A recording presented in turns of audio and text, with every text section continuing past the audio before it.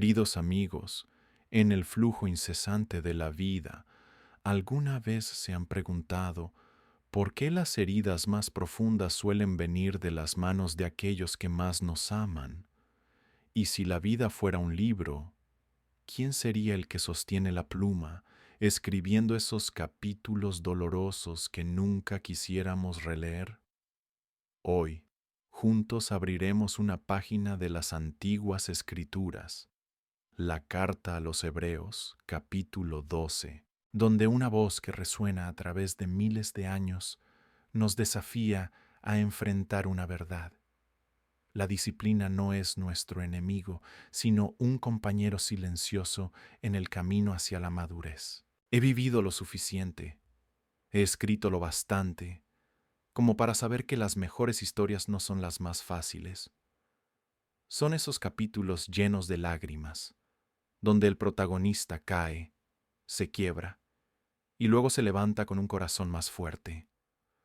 Hoy no hablaremos de un concepto árido de teología, sino de tu propia vida, las cicatrices que llevas, las veces que quisiste rendirte y esos momentos en que te preguntaste si Dios realmente se preocupa por ti. 3 letras P nos guiarán, la palabra de Dios, como un viento que barre el polvo que cubre el alma, las pruebas, como un fuego que forja la voluntad, y los pastores, como faros en medio de la tormenta. Quédate conmigo, porque este no es un sermón para los superficiales. Es una invitación a embarcarte en un viaje profundo, donde te enfrentarás a ti mismo, a Dios y a la pregunta: ¿hasta dónde estás dispuesto a dejar que Él te moldee?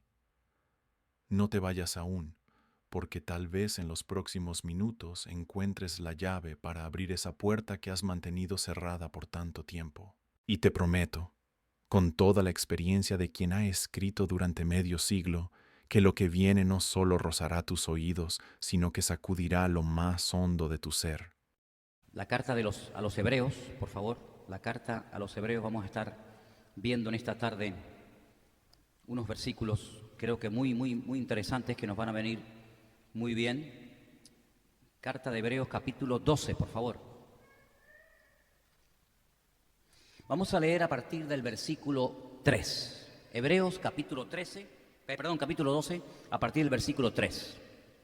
Vamos a hablar en esta tarde acerca de lo importante que es ser tratados por el Señor, ¿vale? Lo importante, lo necesario que es ser, tal vez una palabra que a algunos no les guste, le puede resultar chocante, pero es la que vamos a leer, es la que dice la Biblia: ser disciplinados por el Señor. A veces la palabra disciplina nos suena fea, ¿no? Nos suena fuerte, como algo negativo, como algo malo. Todo lo contrario. De hecho, discípulo viene de disciplina, ¿no? El estar bajo la disciplina, bajo el trato, bajo el cuidado, la protección del Señor es lo mejor que nos puede pasar, ¿no?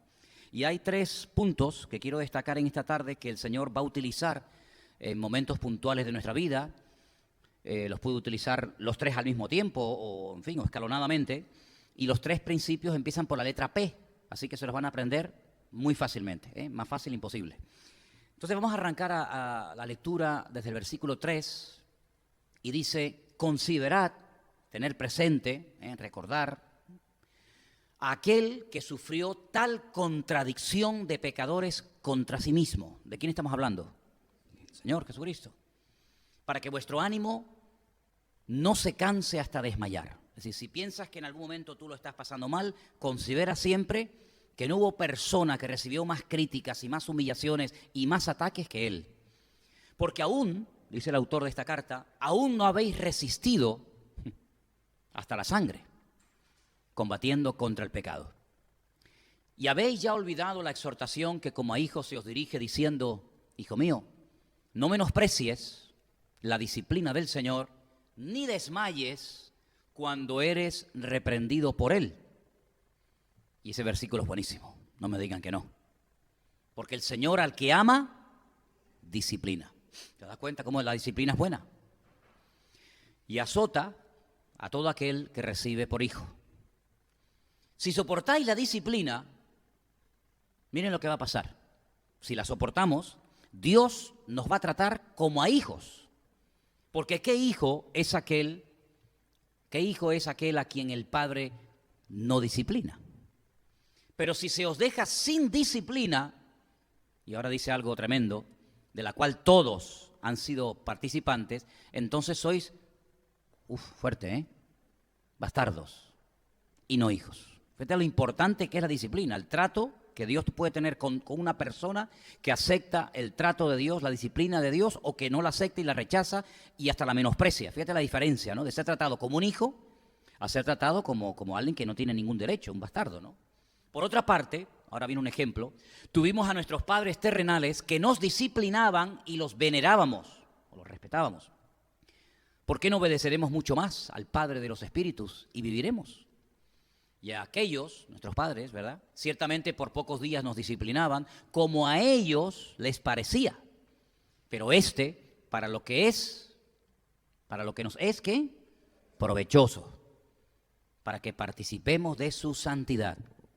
Es verdad que ninguna disciplina al presente parece ser causa de gozo, sino de tristeza. Pero después da fruto apacible de justicia a los que en ella han sido ejercitados. Fijaros que al momento presente, cuando estamos siendo tratados por el Señor, dice, no es un motivo de alegría, ¿no? De gozo, sino a veces hasta de tristeza. Pero después, no durante el trato, sino después da fruto. Bien, versículo 12. Por lo cual, levantad las manos caídas y las rodillas paralizadas. Vamos a dejarlo ahí. Todos y cada uno de nosotros, en algún momento de nuestra vida, después de nuestra conversión, vamos a ser tratados por el Señor. Así que no se sorprendan, no se pongan tristes, no se desanimen, no piensen tonterías, sino agradézcanle a Dios que Dios está tratando con su vida. Porque la Biblia nos enseña que si verdaderamente queremos experimentar el amor de Dios en nosotros, tenemos que pasar por el trato de Dios. No importa la edad que usted tenga, No importa la edad, si eres demasiado joven o eres ya entrado en años, no importa. Exactamente todos vamos a ser tratados en un momento puntual de nuestra vida por el Señor. Es decir, cuando nosotros nos convertimos, entendimos el Evangelio, le recibimos en nuestro corazón y le confesamos públicamente como nuestro Salvador y Señor, pues no nos fuimos inmediatamente a su presencia, sino que Él nos dejó. Y en este tiempo que nos ha dejado aquí, usted y yo tenemos la obligación de dejarnos tratar por el Señor. No hay nada peor que un cristiano salvaje. Y hay así, No hay nada peor que una persona a la cual no se le puede decir nada, porque enseguida se enfada, enseguida se molesta, enseguida se cambia de iglesia, enseguida reacciona, pues como eso, como un niño malcriado, ¿verdad? Ustedes ven, por ejemplo, a mi perro, ¿sí o no? A Trotsky. ¿Quién no conoce a Trotsky? Es un perro educado, ¿sí o no? No es un salvaje, no va rompiendo todo. A mí a veces me dice la gente, ay, pues yo tengo un perro que me rompe los sillones, me muerde los zapatos. Digo, porque tiene un salvaje. Si usted lo hubiera educado, si lo hubiera enseñado, a mí Trotsky nunca me ha roto nada, nunca. Es más, la única vez que me roncó, la única vez que se puso contra mí, y me lo hizo 3 veces, fue cuando le metí la mano en el plato de la comida. Y me roncó. Ahora, yo no tengo un chihuahua, Yo tengo un pastor alemán. Como un pastor alemán se te suba encima a ti, tienes que salir de la casa, ¿vale? Él tiene que entender el concepto de autoridad, pero bien claro, porque si no sería imposible vivir con un bicho de 50 kilos, y que en cualquier momento se te puede virar y hasta matar. Fíjate lo que te digo, ¿verdad? Entonces, nosotros como creyentes vinimos salvajes al Señor. Algunos dirán, no, yo no, tú también. No, pero es que tú también. Porque si no, el Señor te hubiera llevado a su presencia el día que le conociste, y ya está. Estaba santa, perfecta, pura, y ya. Pero si el Señor nos ha dejado aquí, no solamente es porque tenemos un propósito que cumplir, que aún no lo hemos cumplido, porque si lo hubiéramos cumplido ya nos hubiera llevado a su presencia, sino porque además nos quiere tratar, nos quiere moldear, y a nadie le gusta, a unos más y a unos menos, ¿verdad? Ser tratado, ser disciplinado. Dice incluso el texto, y esto se escribió hace 2000 años, que a los cristianos de hace 2000 años, a nuestros hermanos en Cristo, de aquellas congregaciones que no conocimos, pero que conocemos algo de su vida, por lo que se quedó escrito en la Escritura, no les gustaba a nuestros hermanos del siglo I ser tratados y disciplinados por el Señor. Se ponían tristes cuando venían persecuciones o venían palabras fuertes por parte de los apóstoles o de los ancianos o de los pastores de la época. Pero cuando el autor de esta carta les escribe, les dice, pero ustedes tienen que tener en cuenta de que el trato de Dios, el fruto no es instantáneo, sino que el fruto viene a posteriori, viene después. Porque es como algo que no entendemos, pero que es necesario que pasemos, porque el Señor sabe hacer bien las cosas en todos y en cada uno de nosotros. Amén. Las 3 P's, las 3 cosas que el Señor va a utilizar, por decirlo de alguna manera, para moldear, para tratar con nuestra vida, la primera de ellas empieza por la P y es la palabra de Dios. ¿Cuántos dicen amén? La palabra de Dios. Segunda de Timoteo 3, 16 y 17, escuche este texto, es buenísimo. Dice, toda la escritura es inspirada por Dios. Vale, ya lo sabemos. Y es útil, pero uno dice, bueno, ¿útil para qué? Mire, aprenda, escuche, para enseñar. ¿Tendremos que aprender cosas todavía? Pues claro. ¿Y cómo aprendemos bien las cosas? De la fuente, de la palabra. La palabra es útil para enseñar, para redarguir, ¿verdad? Amonestar, para corregir, para instruir en justicia. Propósito, a fin de que el hombre de Dios sea perfecto, es decir, completo, enteramente preparado para toda buena obra. ¿Se da cuenta?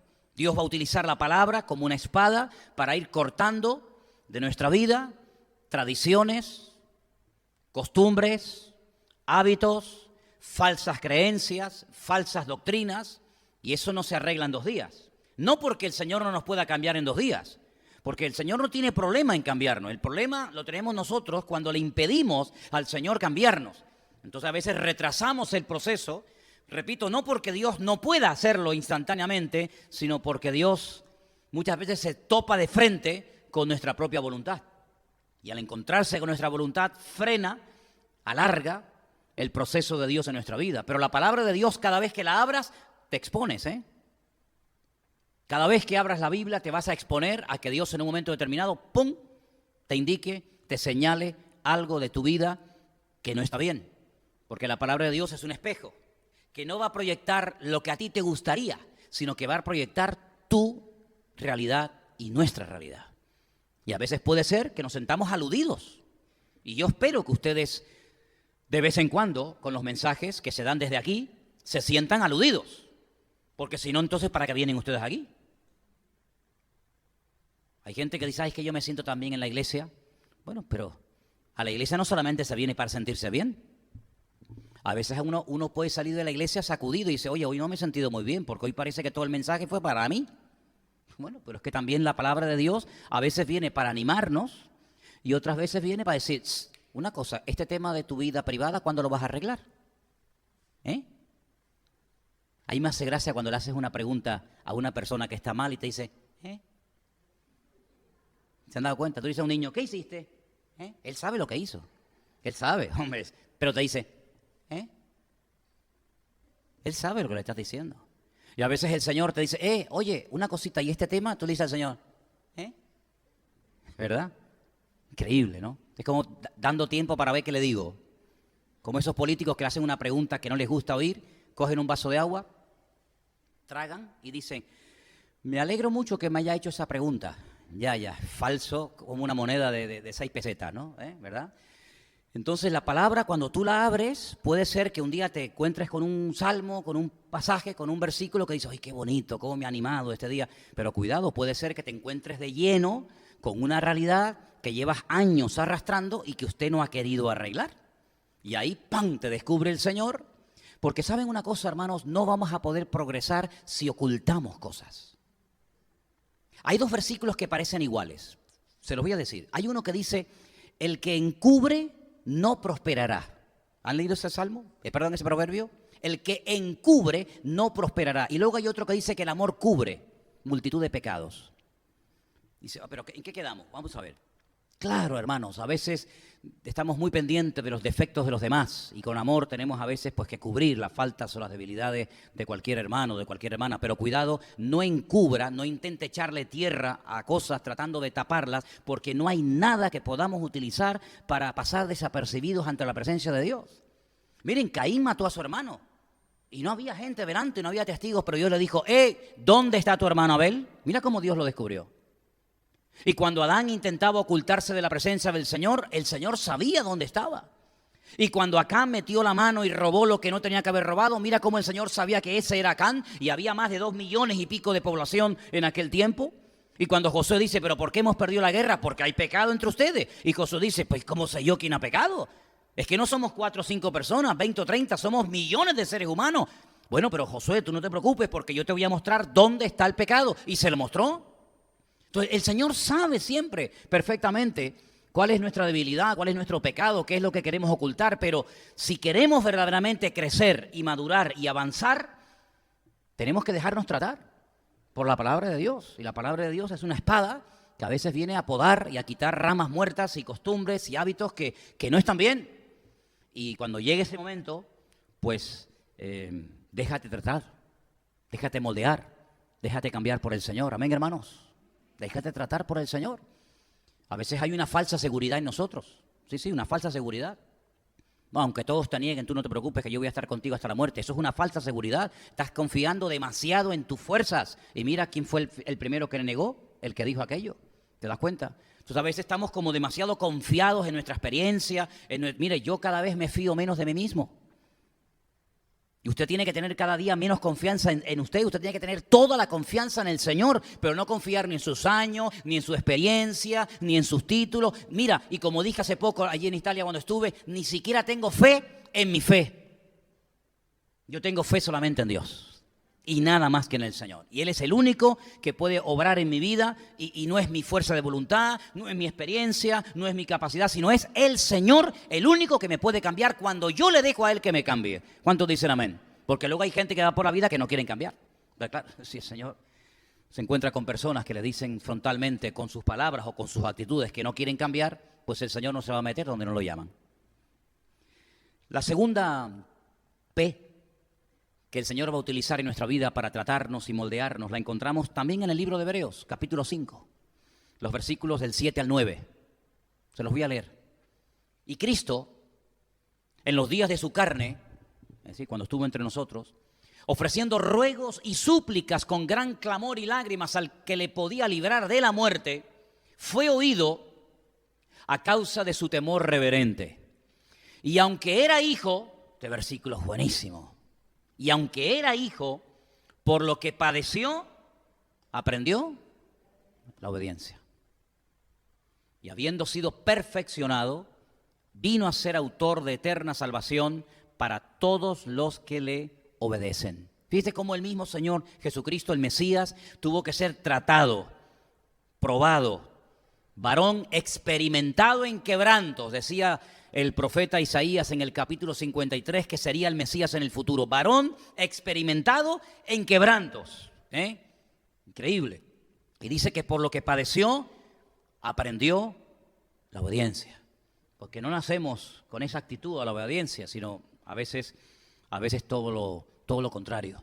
Pero el Señor se dejó tratar, Él renunció a su voluntad, ¿o no? No se haga mi voluntad, ¿no dijo el Señor?, sino la tuya. ¿Cuáles eran los sueños personales de Cristo? ¿Alguien lo sabe? ¿Cuáles eran los sueños personales de Cristo, de Él como persona? Eso era lo único, porque Él no tenía un sueño personal. Ay, a mí me gustaría tener una casita en el campo. A mí me gusta. No. No se haga mi voluntad. Él renunció a sus derechos. A mí me hace mucha gracia cuando la gente habla de mis derechos. ¿Por qué derecho tenemos? ¿Qué derecho tenemos? Si dice la Biblia que el Señor nos compró y el que compra es el que manda. ¿Sí o no? El que compra es el que manda y Él nos compró a precio de sangre. Él compró nuestro tiempo, Él compró nuestro pasado, Él compró mi futuro, Él compró mi presente. Él compró mis pertenencias, Él compró mi alma, compró mi mente, compró mis hijos, compró mi familia, compró mis derechos, me compró todo. Por lo tanto, cuando yo entiendo esto, Pablo llegó a un punto que dijo, pues ya no vivo yo. Porque si ya no tengo nada, pues ya no vivo. ¿Y ahora qué hago? Ahora vivo en la fe de aquel que me llamó. Ahora vivo solamente para Cristo. ¿Te das cuenta? Entonces, este hombre entendió que nacer de nuevo no es cambiar de religión. No es cambiar de iglesia, de misa al culto, del cura al pastor. No, es mucho más que eso. Sino que nacer de nuevo es borrón y cuenta nueva. Las cosas viejas pasaron, pero es que muchas veces no han pasado. Lo decimos, pero no es verdad. Seguimos todavía arrastrando algunas cosas del pasado. Bueno, esto me gusta, pero es que esto también me gustaba mucho. Y queremos hacer una mezcla, queremos hacer un potaje entre lo que yo creía y yo practicaba y lo nuevo. Y el Señor dice, no, mira, vino nuevo en odres nuevo, vino viejo en odres viejos. Pero no puedes mezclar, porque en cuanto mezcles se echa a perder el vino, se echa a perder el odre, se echa a perder todo. Y la vida cristiana no es una mezcla de un poquito de budismo, un poquito de esoterismo, un poquito de cristianismo, un poquito de catolicismo, un poquito de protestantismo, un poquito de testigos de Jehová, un poquito, y hacemos ¿qué? Nada, no hacemos nada. Porque el Señor no se mezcla ni se casa con nadie. O estás conmigo o estás contra mí. Eso dice la Biblia. Es muy contundente, es muy clara, ya lo sé. Pero es que el cristianismo, si por algo se diferencia, es que no es diplomático. Cristo no fue un diplomático, no vino como embajador del Padre a tratar de ganar la confianza de Herodes, de Pilato, de los religiosos, de los pobres, de las viudas, No, él vino y fue tremendamente contundente. Todo lo contrario a lo que es un diplomático, que la misma palabra lo dice. Qué diplomático es esta persona, ¿no? Políticamente correcto, nadie se piensa en las palabras, como cuando van a dar un mitin, hasta el color de la corbata, la tarima, la cámara, los focos, el público. No, Cristo era todo lo contrario, rompió todo tipo de estructuras. Lo invitó una vez un rey a comer a su casa y le dice, dígale a esa zorra que... ¿Cómo? ¿Pero tú te imaginas llamar zorra al rey de Israel, que era Herodes? ¿Te imaginas? El gobernador, el máximo dirigente del Imperio Romano en Judea le dice, oye, que te estoy hablando y no me contestas. Nada. Ahora sí, en cuanto le tocó el tema a la autoridad y le dijo, tú no sabes que yo tengo autoridad para soltarte o para matarte, el Señor dijo, tú no tienes ninguna autoridad sobre mi vida si mi Padre no te la da. ¿Te das cuenta? Entonces, queridos hermanos, las pruebas, las dificultades que Dios permite en nuestra vida están todas pensadas y planificadas perfectamente por la mente sabia de nuestro Dios para tratarnos donde Él sabe que necesitamos ser tratados. A veces es en el orgullo, a veces es en la impaciencia, a veces no sé lo que puede ser, pero hay tantas áreas que conforman la vida de un ser humano y en todas y en cada una probablemente el Señor nos va a tratar cuando Él crea conveniente. Ahora, yo lo dije una vez. Al inteligente, al que tiene comunión con el Señor, un simple gesto es suficiente. Pero al torpe, dice, ni tirándole piedras, se va a dar cuenta. Corrige al sabio, y sabio será más sabio. Corrige al necio, y se te convertirá en tu enemigo. ¿Habéis leído ese proverbio? Es buenísimo. Te lo voy a decir otra vez. Corrige al sabio, y será más sabio. Te dirá, oye, gracias, estaba equivocado, tienes razón, oye, yo decía que era blanco y resulta que era amarillo. O resulta que yo creía que era allí y no, es aquí. Y el sabio te va a agradecer que lo corrija. Y será más sabio. Pero corrija al necio. Ni va a cambiar y encima te va a odiar a muerte y se va a convertir en tu enemigo. Por eso dice él, no eches las perlas a los cerdos porque se te van a volver en tu contra. Hay que ser sabio y saber cuándo decir, hasta aquí llego, no digo nada más. Para no perder el tiempo. Porque el Señor muchas veces decía, no me quieren oír. Pedro coge la barca y ya viene para otra orilla y se iba. Y los que le echaban de aquí no valoraban el hecho de tenerlo allí al Señor y en la otra orilla lo estaban esperando y decían, Señor, ¿dónde estás metido? Que hacía días que te estábamos buscando, ¿te das cuenta? Entonces tenemos la palabra de Dios que nos va a probar, por supuesto, es viva, es eficaz, corrige, enseña, exhorta, redarguye, convence. Tenemos las pruebas, las dificultades, pero después tenemos un tercer elemento que también está en Hebreos, capítulo 13, versículo 7. Es un versículo muy bueno, que se lee muy poco, pero yo creo que viene bien, porque como dije que los tres principios empiezan por P, primero era la palabra, segundo era las pruebas, y tercero está en el versículo 7, a ver si la encuentra. Esa es, los pastores. Palabra, pruebas y pastores. Acordaos de vuestros pastores. Claro, lo dice en plural porque a lo mejor a lo largo de tu vida tendrás varios, ¿no? Acordaos de vuestros pastores que os hablaron la palabra de Dios, ¿vale? Considerad, meditan eso, cuál haya sido el resultado de su conducta e imitad su fe. ¿Tú lo haces? Yo no tengo que imitar tu fe, pero tú sí tienes que imitar la mía. Luego yo tengo que tener un poquito más de fe que tú, ¿no?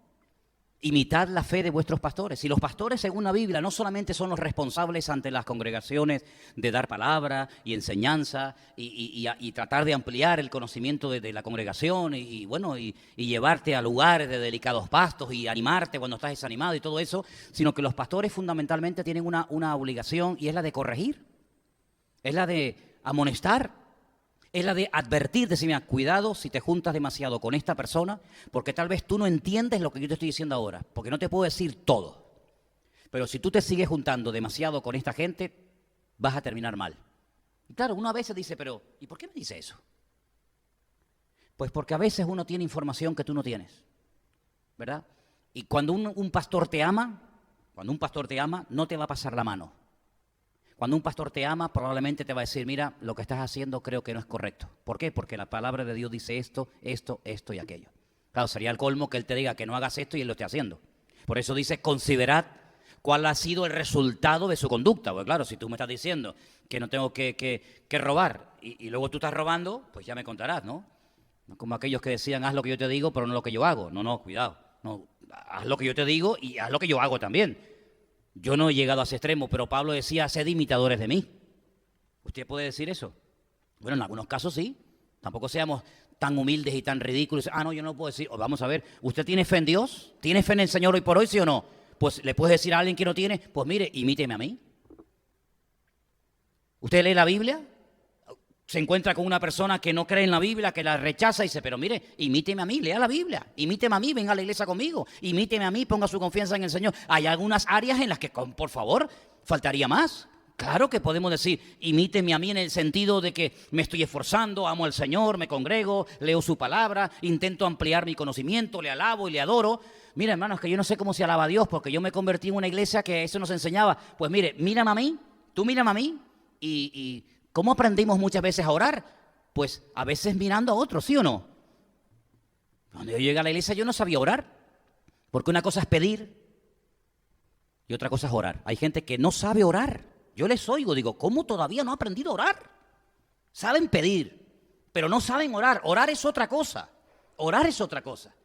A veces la gente recurre a la oración para pedir y venga a pedir y venga a pedir y te pido por el niño, y te pido por la tal. Y yo digo, pero es que no está orando. Solamente está pidiendo y pidiendo y pidiendo y pidiendo. Orar es un concepto mucho más amplio que simplemente pedir y desahogarme. Ay, qué bien me quedé, ya me desahogué. No, orar es otra cosa. Orar es otra cosa. Y cuando te levantas en una iglesia o diriges una oración en público, pues procura hacerlo bien. Porque el Señor quiere que hagamos las cosas bien, con orden, ¿verdad? Y cómo se ora y cómo se empieza y cómo se termina. Hay formas de orar bien, ¿verdad? Entonces, los pastores, Dios nos los pondrá en el camino. Yo no sé los pastores que tú has tenido en el pasado. La verdad es que no lo sé. Porque, hombre, pastorear a una persona de cero es una maravilla, pero pastorear a veces personas que han pasado por 30 manos es como adoptar a un chico de 25 años. No es lo mismo adoptar a un niño de 6 meses que adoptar a un hombre de 30. Ya, me parece que en algunas cositas me parece que ya no va a cambiar. Pero por eso es bueno que nos dejemos tratar y nos dijimos, no, es que en mi iglesia, es que en mi país, sí me parece muy bien, pero es que tú no estás ni en tu país ni en tu iglesia. Estás en otro país, en otro contexto cultural, en otro continente, con otras palabras, con otras expresiones, con otra cultura, con otras cosas que a lo mejor allí eran malas, aquí son buenas, lo que aquí es bueno, allí era malo. Entonces es cuestión de saber adaptarnos también. Pablo era un experto en saber adaptarse a las culturas. Pablo llegaba y no tenía ningún reparo en trabajar con gentiles. Hay gente que lo saca de su contexto, de su denominación y se pierde, no saben. Ay, no alaban como yo y mira lo que dijo y por qué levantó las manos. Bueno, hijo, si tú quieres servir al Señor, adáptate a comer lagartos. No, es que yo solamente como caviar porque yo me crié toda la vida comiendo caviar y faisán. Pues me parece bien. Entonces usted no podrá ir nunca a otro continente donde comen ratas. Es que no me gustan, pues no sirves para misionero. Perdona que te lo diga. Es que a mí países muy calurosos no me gustan. Pues vaya usted entonces al Polo Norte a evangelizar los esquimales. Es decir, una persona tiene que tener la capacidad, por amor a las almas perdidas, de adaptarse a donde va y no pretender que donde va se adapten a ti. Ese es un principio fundamental. Por eso hay creyentes que a veces me llaman la atención. Hace unos días me decía una persona que vino por aquí, yo estoy buscando una iglesia como la mía en mi país. Digo, pues no la va a encontrar. no siga porque no la va a encontrar. Porque si usted quiere una iglesia como la suya, se tendrá que ir a su país. Esta es otra iglesia, con sus pros y con sus contras. Entonces, ¿yo cómo me voy a ir yo, por ejemplo, a Colombia, me voy a ir a Japón, me voy a ir a cualquier país del mundo y voy a buscar una iglesia como la mía en Tenerife? Es que no hay dos iglesias iguales. Esto es como los hijos. Además, le voy a decir una cosa, ¿no será a veces necesario que busquemos algo diferente? ¿No será a veces importante y bíblico y correcto que el Señor te diga, no, pero aprende a moverte en otros ambientes, no siempre en tu ambiente, sino aprende a adaptarte con otras culturas, con otras comidas, con otro folclore, Oye, eso también enriquece a las personas. Pablo decía, yo con los gentiles, gentiles, y con los judíos, judíos. Y a todos me adapto, ¿para qué? Para llevarlos a Cristo. Y por eso Pablo llegó a ser una persona muy usada por el Señor. No como Pedro, que dijo, ay, para mí, ustedes saben que para mí como judío me resulta muy violento, muy desagradable entrar y comer a casa de gentiles. Bueno, pues ya no fue más. Él mismo se cerró la puerta. Pero si tú quieres servir al Señor y quieres ir más allá de tu mundito, de esa visión de tubo que algunos tienen, pues tendrás que abrirte y tendrás que decir, Señor, enséñame a comer de todo. Ay, bueno. Señor, enséñame a hablar como hablan allí. Claro, a mí me hace gracia cuando algunos ven, ya no, cuando algunos ven por la calle, buenos días, varón de Jehová. Hombre, a mí no me salude usted así por la calle, perdone. No me salude a mí, hola, varón de Jehová. Mire, hágame el favor, hágame el favor. Aquí no nos saludamos, no, es que mi país, pues váyase a su país. Pero aquí no nos saludamos así. Me acuerdo que hace años vinieron unas hermanas de otra congregación. Y entonces ellas no me saludaban, no me daban la mano porque dicen que en su iglesia le habían enseñado que a los pastores era algo tan sagrado que no se les podía dar la mano. Y le dije, déjese de boberías, hombre. ¿Pero qué está diciendo? ¿Cómo que no se le puede dar la mano a un pastor?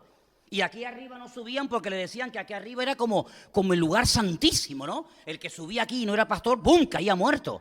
¿Por qué dice? Y se ofrecieron un día para fregar la iglesia y la fregaban de rodillas. Usted se reirá, pero yo le cuento las verdades. Porque le habían enseñado que en la iglesia había que limpiar la iglesia de rodillas. ¿Pero dónde dice eso en la Biblia?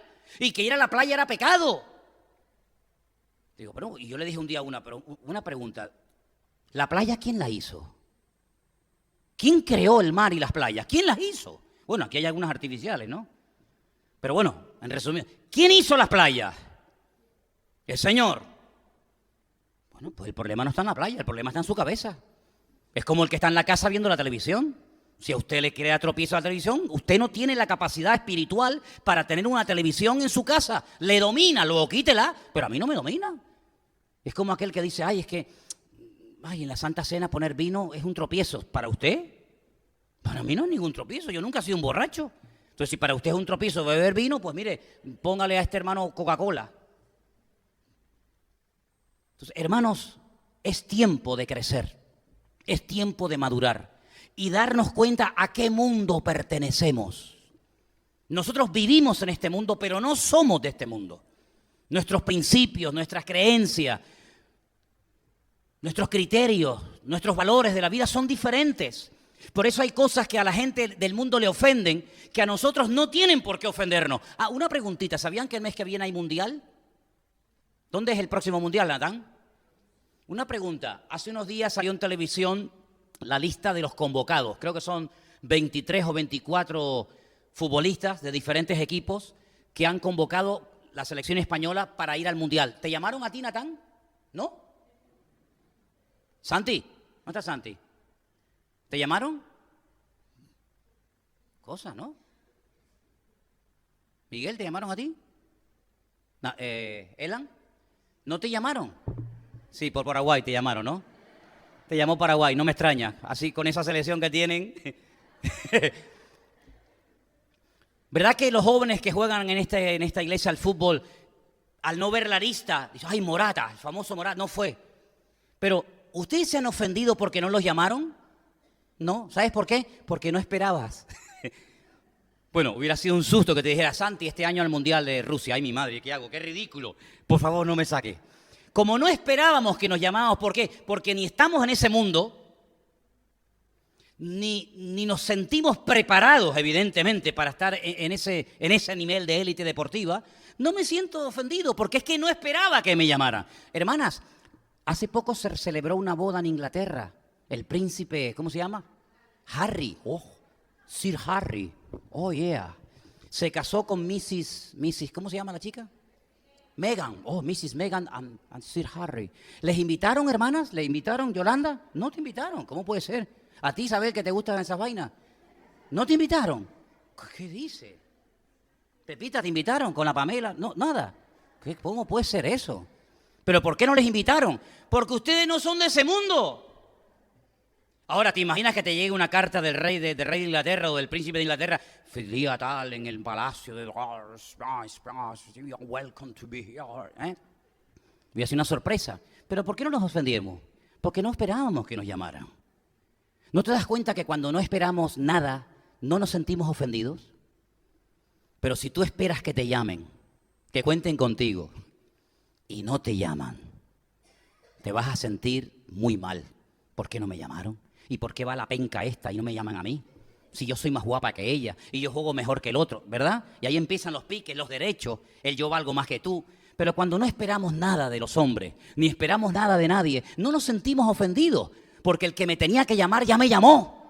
El que tenía que entrar a mi vida ya entró, que se llama Jesucristo, el Rey de Reyes y el Señor de los Señores. Y por eso no me siento ofendido por los hombres. Amén, amén. ¿Te das cuenta? ¿Cuál es nuestro mundo? ¿Cuál es nuestro mundo? Mira, yo estaba mirando hoy las noticias con estas sentencias que se están dando últimamente. Gente que ha vivido en unos niveles que se sentían dioses, intocables, ¿no? Mangoneaban, compraban, vendían, viajaban, se movían en millones, ¿no? Ustedes saben la historia de se encuentran dos monedas de 50 céntimos y le dice una a otra, ¿qué tal? ¿Cómo te va? Y dice, bien, bien. ¿Dónde andas? Dice yo, de iglesia en iglesia. Se encuentran dos billetes de 500 euros y dice, ¿tú qué tal? ¿Vas a la iglesia? Sí, yo a la iglesia, yo no voy ahí ni loco. Yo voy de casino en casino. ¿Qué te parece? Pues, cuando nosotros sabemos que nuestro mundo no es este, yo no espero nada de nadie. Pero cuando yo sé que el Rey de Reyes y el Señor de los Señores me está tratando, es porque Él quiere hacer algo en mi vida. Quiere que crezca, quiere que madure. Y a mí no me gustaría que el Señor me dijera, Manolo, eres un niñato. ¿No le dijo eso Pablo a la iglesia de los hermanos de Corinto? ¿Lo leemos?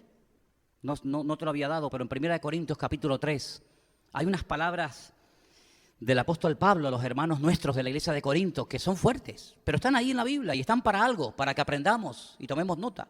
1 Corintios capítulo 3. Hay unas palabras del apóstol Pablo a esta iglesia que él pastoreó y fundó durante parte de su ministerio allí.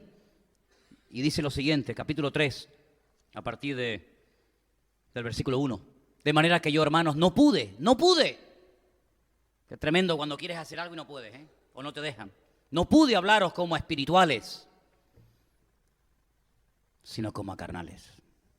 Pero fíjate cómo empieza, de manera que yo, hermanos.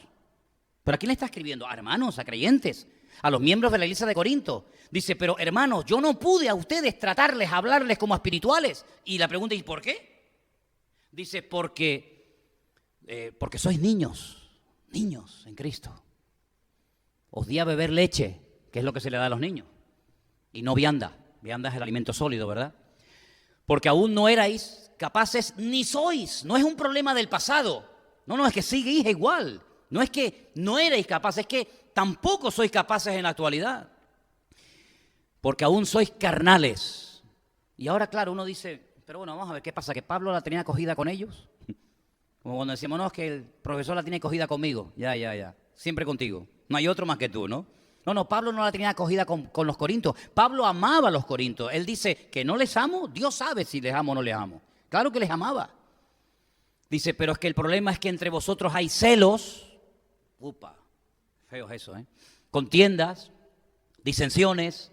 No sois carnales y andáis como hombres. Es decir, vuestra fe no ha cambiado vuestra forma de comportaros ante el mundo. Al contrario, vuestra forma de vivir anula vuestra fe. Sí, por una parte estáis en la iglesia, venga a hablar en lengua y venga a profetizar y venga. Y sin embargo después vuestra conducta deja mucho que desear. Sois carnales, hay celos, hay envidias, hay contiendas, hay disensiones entre vosotros. Dice, y estáis andando ¿como qué? Como carnales. Es decir, la carne, el ego, ¿verdad?, domina a toda la parte espiritual.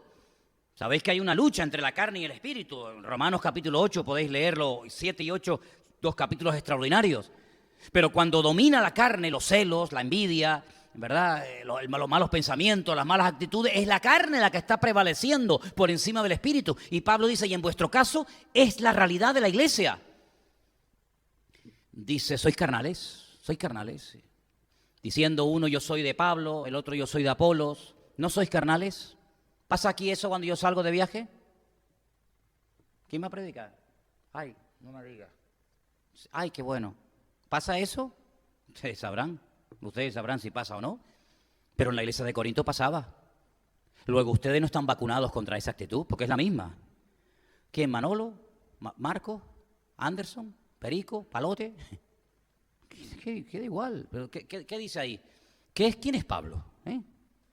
¿Qué es Apolos? Son servidores, gente que sirve, que lo hace lo mejor que puede. Los servidores por medio de los cuales habéis creído, y eso según lo que a cada uno le concedió el Señor, está más claro que el agua. Pablo dice, yo planté, él fue el fundador de la obra, luego vino otro pastor, Apolos, regó, pero en definitiva el crecimiento, quien lo ha dado, no es ni uno ni otro, sino es el Señor, ¿te das cuenta? Entonces Pablo veía la conducta, veía el comportamiento, la forma como se comportaban los corintios y decía, es que yo no puedo tratarles a ustedes como espirituales, yo no puedo profundizar, no puedo llevarlos a un nivel, a una dimensión mucho más profunda en vuestra relación con Dios, porque vuestro estilo de vida impide que yo les enseñe a ese nivel, porque sois carnales y lo demuestra. No es que yo se me ha metido en la cabeza, no, es que son carnales, no, es que os lo puedo demostrar. Cuando hay celos, cuando hay envidia, cuando no se le puede decir esto a una persona o a la otra y te enfadas y enseguida te pones en guardia, es que todavía la carne domina. Porque los muertos no se ofenden. ¿Tú has visto un muerto que se ofenda? Los muertos no se ofenden. Tampoco cuando le echas piropos, te sale de la tumba y te dice, oye, gracias. Los muertos nada, son muertos, ni sienten ni padecen. Y cuando uno espiritualmente hablando ha reconocido que le tiene que entregar su vida a Cristo y muere a uno mismo, pues oye, que me digan lo que me tengan que decir, pero que me lo digan ya, que me lo digan cuanto antes. Porque si tú sabes que puedes ayudar a una persona y no lo hace, dice que el que sabe hacer el bien y no lo hace está pecando, ¿te das cuenta? Entonces Dios nos tiene que tratar a todos nos tiene que tratar. Y no significa que por el hecho de que ya leemos la Biblia y conocemos al Señor y nos congregamos y venimos aquí, ya hemos llegado. No, hay muchas cosas todavía que tenemos que aprender y perfeccionar y mejorar. Hay muchas cosas en las que tenemos que mejorar. No nos sentimos ni superiores ni inferiores a la iglesia con la cual el Señor todavía está tratando y muy profundamente.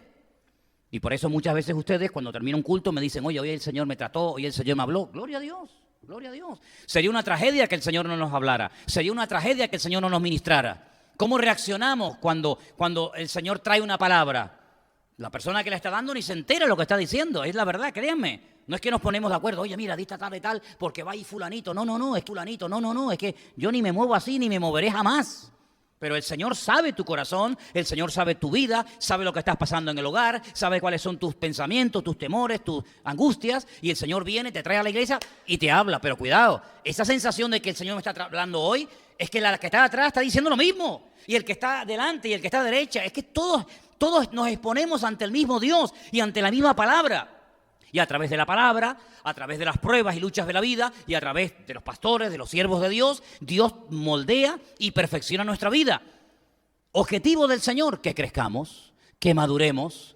Hay unos versículos muy bonitos que me gustaría que ustedes leyeran esta noche en la carta el que la haya escrito a los Hebreos, capítulo 5, donde dice que debiendo ser ya maestros, conocéis el texto, ¿verdad? Debiendo ser ya maestros, todavía tenéis necesidad de leche y no de alimento sólido. Y entonces una de las cosas que dice el autor de esa carta es que ya por el tiempo y por la práctica ya tenían que haber alcanzado un nivel superior. Debiendo ser ya maestros, ahí está, después de tanto tiempo, tenéis necesidad de que se os vuelva a enseñar cuáles son los primeros rudimentos de las palabras de Dios. Habéis llegado a ser tales que tenéis necesidad de leche y no de alimento sólido, porque debiendo ser ya maestros después de tanto tiempo. Fíjate qué palabra, ¿no? Después de tanto tiempo. Sí, los tiempos, saber adaptarnos a los tiempos. Cuando yo era niño, ¿qué dice Pablo? Pues yo hablaba como niño. Yo no siempre tuve esta voz, no siempre tuve esta estatura. Yo tuve durante mucho tiempo, no un complejo, porque yo la verdad es que nunca me sentía acomplejado de nada. Pero yo era el más pequeño de mi equipo de fútbol, yo era el más pequeño de mi clase. Yo tenía la cosa de que yo no crecía y los demás crecían. Yo no tenía pelos por ningún lado, todos los demás eran gorilas. Yo terminaba el partido de fútbol, nos íbamos a las duchas y yo miraba a todos aquellos y decía, madre mía. Y yo le decía a mi padre, papá, ¿por qué no me salen pelos por ningún lado? Yo me he cortado pelo de la cabeza y con cinta adhesiva me lo ponía en el sobaco y en otras partes. Te lo digo de verdad, te estoy confesando un secreto. Porque me daba vergüenza ir a la ducha, y era lampiño, y yo veía aquellos tan grandes, pelos por todos lados, y yo no tenía pelos por ninguna parte. Y mi padre me decía, ya crecerás, tranquilo, ya crecerás, ya crecerás. Y tenía toda la pared llena de rayas porque yo decía que yo no crecía. Y Pablo dice, cuando yo era niño, pues yo hablaba como un niño, y yo también, y todos los que hemos sido niños, hablábamos como niños, pero llegó un momento en el que ya pasamos esa etapa. ¿Te das cuenta? Entonces ya no hablamos igual, ya no pensamos. Pero ¿cuenta esto Pablo única y exclusivamente de nuestro crecimiento cronológico, de la parte física, o apunta a algo más profundo? Yo creo que sí. Yo creo que Pablo dice, a ver, ¿usted cuánto tiempo lleva convertida, hermana? Pues mire, 1 año, 2, 5, 10, 20, vale, de acuerdo. ¿Usted sigue hablando hoy en día igual que cuando se convirtió? No puede ser que un hombre de 30 años tenga la misma edad de un niño de 8 años, tenga la misma voz de un niño de 8 años. Aquí pasa algo. Hay hombres que hablan así, hola, hermana. Pero hombre, eso no es normal, ¿verdad? Eso no es normal. Lo normal es que la voz cambie y que tu forma de hablar, de pensar, de reaccionar, de orar, de interceder, de predicar, de estudiar, tiene que cambiar, tiene que haber un crecimiento en mi vida, tiene que haber una madurez. Yo no estoy tan pendiente de que, ay, no me saludó el pastor, es que ya no me importa si me saluda o no, que yo no vengo aquí para que este hombre me salude. ¿Por qué me tiene a mí que saludar? Yo estoy aquí para estar pendiente, ¿habrá venido alguna persona nueva? Oye, mira, aquella chica es nueva, aquel señor es nuevo, aquel joven no. Pues yo me voy a acercar aunque no me lo digan. Hola, ¿qué tal? ¿Cómo estás? ¿Cómo te llamas? ¿Por qué? Porque ahora tengo otra visión de la vida. Ya no soy yo el centro. Ay, a ver que no me saludó nadie. Pues hijo, pues muévete y saluda a los demás. Es que no cuentan conmigo, pues cuenta tú con los demás, ¿verdad? El niño no, el niño quiere ser el centro de atención. Como le toca el juguete, como no le hagas caso al niño, siempre quiere ser el centro de atención. El adulto no, el adulto está pendiente de de aquello, del detalle, de la puerta, del vaso de agua, del niño, de la puerta, de la luz, del sonido. Está pendiente de otras cosas. Su vida ha cambiado en todos los sentidos. Espiritualmente tenemos que crecer y tenemos que madurar y tenemos que ser diferentes a hace 5 o 6 años atrás cuando nos convertimos al Señor, ¿sí o no? ¿Todavía te cuesta orar? Pues hijo, pues tienes un gran problema. Mira cómo no te cuesta ir a trabajar. No, pero orar, pues entonces usted no ha crecido, discúlpeme. Pues dígale a alguien, ¿me podrías enseñar a orar? No te dé vergüenza, es que los discípulos ya eran gente grande y le dijeron a Cristo, Señor, mira, nos hemos enterado que Juan el Bautista le enseñaba a los discípulos a orar. ¿Y tú nos podrías enseñar a orar a nosotros? Sí, mira, vengan para acá. Y les dio un curso acelerado de cómo orar. Y cuando se dieron cuenta de que no tenían la fe que tenían que tener para estar al lado de Cristo, pues claro, para ser pescador de Galilea, si no tienes fe no pasa nada, pero espérate, es que te ha llamado el maestro, y vas a quedar en evidencia. Te ha llamado el maestro de maestros. Tu fe, amigo, es una fe de domingo, es una fe muy, muy raquítica. Mira, Señor, ¿nos podrías aumentar la fe? Ellos se atrevían a expresarle al Señor sus carencias, a decirle, Señor, ni sabemos orar, ni tenemos fe, queremos crecer, queremos aprender, y se dejaron tratar durante varios años. Y mira lo que llegaron. Llegaron a unos niveles espirituales increíbles. Bueno, pues yo hay gente que todavía no sé cómo oran. Y llevan años aquí adentro. Pues todavía no sé cómo oran. Y casi a veces hasta me obligan a decir, no llames a esta, no llames al otro. ¿Por qué? Porque pues eso no puede ser. Eso no puede ser. Si mañana te ofrecen a ti un trabajo en Carrefour, en el Corte Inglés o donde sea, tú vas a decir, ay, en Corte Inglés no, que hay mucha gente y me van a mirar. Pero mira, es que te van a pagar 1.500 euros de sueldo. Ay, no, por favor, ay, no. Pero es de dependiente, ay, no, póngame abajo en el almacén, que no me vea nadie. ¿Por qué no reaccionas así ante el mundo? ¿Y por qué reaccionas así ante el Señor? Que no me llamen a mí los hombres para trabajar me da igual. Pero que yo sepa orar y expresar mi gratitud delante del Señor, ahora mismo, cuando quieran. ¿Por qué? Porque estoy orando y estoy hablando con mi Señor. Bueno, pues si todavía te cuesta compartir la palabra, todavía te cuesta orar, todavía te cuesta abrirte, pues son áreas en las que tienes que crecer. Cuando viene gente nueva, los atiendes, te fijas que viene gente nueva. El domingo había gente nueva. Esta tarde tenemos una chica aquí entre nosotros que es nueva, que ya estuvo el domingo aquí, ¿verdad? Gloria a Dios. Y tenemos que estar abiertos a personas que vienen buscando del Señor, que quieren cambiar, que están buscando la verdad, que pueden venir heridos, que pueden venir maltratados, que pueden venir golpeados de la vida o de religiones o de sectas, ¿sabe Dios qué? Pero tenemos que estar aquí como ese hospital del alma, ¿verdad? Para poder ayudar y tratar a los demás. Y cuando termina el culto no me quedo hablando con los de siempre, fulanito, menganito y tal. No. Y levanto la mirada, levanto la vista y digo, oye, que allá hay una persona nueva, que a lo mejor nunca más viene. Todos sabemos el testimonio de Gandhi, premio Nobel de la Paz. Un hombre que entró buscando de Dios a una iglesia evangélica, una iglesia grande en la India, en el tiempo de los ingleses. Y entró y estuvo un rato y nadie se le acercó a saludarlo, nadie. Y él cuenta en su biografía, yo lo he leído un par de veces. Y él dice, yo fui a una iglesia evangélica en la India y nadie me dio la bienvenida, nadie me saludó. Yo no encontré eso que dicen los cristianos que tienen y se fue y mira a dónde llegó. Puso a los ingleses de rodillas, causó una revolución sin disparar un tiro y nos perdimos el premio Nobel de la Paz. ¿Por qué? Porque no se supo valorar que ese señor flaquito ahí medio escuálido, medio anoréxico, entró un día a una iglesia y ni por ahí te pudras. Eso no nos puede pasar nunca a nosotros. No, nunca nos puede pasar a nosotros por no crecer, por no madurar, perder oportunidades que a lo mejor no se te van a presentar nunca en la vida, ¿te das cuenta? Entonces, queridos hermanos, Dios nos va a probar, Dios nos va a tratar, Dios nos va a estar moldeando cada día a través de su palabra, pero déjense de niñadas, hay que madurar, hay que avanzar, hay que crecer, hay que ir mucho más allá, porque que yo sepa, la mayoría de los que están aquí esta tarde, pues ya son creyentes de hace ya, ¿verdad? Hace mucho tiempo, y tenemos que estar dispuestos a renunciar. Ay, amigo. ¿A renunciar a qué? Pues a lo que haga falta. A lo que haga falta. Por amor a Dios y por amor a su obra, a lo que haga falta. Si el domingo vienen 40 personas nuevas y ocupan los asientos que ustedes siempre ocupan, te aguantas. Gloria a Dios que alguien ha venido y ha llenado la iglesia y se ha sentado en mi trono. En mi trono. ¿Qué trono tienes tú? Tú no tienes trono ni reina, ni nadie que te comprenda. Tú tienes al Señor que está sentado en su trono. ¿Sí o no? Que el Señor, que viene gente nueva y nos ocupan todos los aparcamientos. ¡Gloria a Dios! Pues te vienes caminando. Si tanto dices que amas a Dios y si no pagas un aparcamiento, ¡ay, que es muy caro! Pues, ¿qué quieres que te diga? ¿Sí o no? Y si venimos a la iglesia y resulta que no sé, que el pastor o los hermanos le hacen más caso a los nuevos que a mí, pues que ya te he hecho mucho caso ya. Yo ya te he hecho mucho caso. Yo ya te he hecho mucho caso durante años.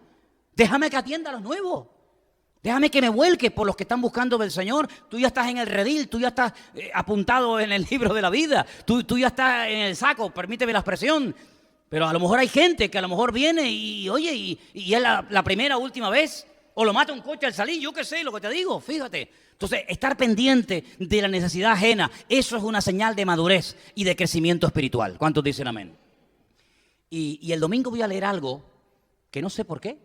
Me mandó una hermana de Barcelona, la hermana Mirta, no sé si me estará escuchando ahora, no lo sé, pero me mandó una lista que la voy a leer el domingo, va a venir bien, vais a ver. Es una lista de lo que es un pastor.